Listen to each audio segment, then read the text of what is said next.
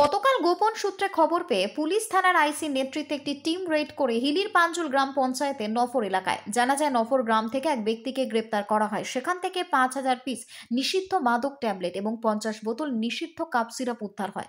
ওই ব্যক্তিকে অ্যারেস্ট করার পর আজ তাকে কোর্টে পাঠানো হয়। পাশাপাশি ১০ দিনের পুলিশি হেফাজত চাওয়া হয়েছে।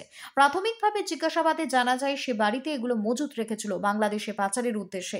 মাদক ট্যাবলেট এবং নিষিদ্ধ কাপ সিরাপের আনুমানিক বাজার মূল্য প্রায় ২.৫ লক্ষ টাকা বলে জানিয়েছেন ডিএসপি হেডকোয়ার্টার বিক্রম প্রসাদ।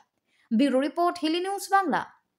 গতকাল গোপন সূত্রে খবর পেয়ে আমাদের হিলি থানার আইসির নেতৃত্বে একটা টিম রেড করে এবং রেড করে সেখানে নফর বলে একটা জায়গা আছে, সেই নফর থেকে একজন ব্যক্তিকে ডিটেইন করা হয় এবং তার পজিশন থেকে প্রায় ৫,০০০ পিস নিষিদ্ধ মাদক ট্যাবলেট এবং প্রায় ৫০ বোতলের মতন নিষিদ্ধ কাপ সিরাপ উদ্ধার করা হয়েছে।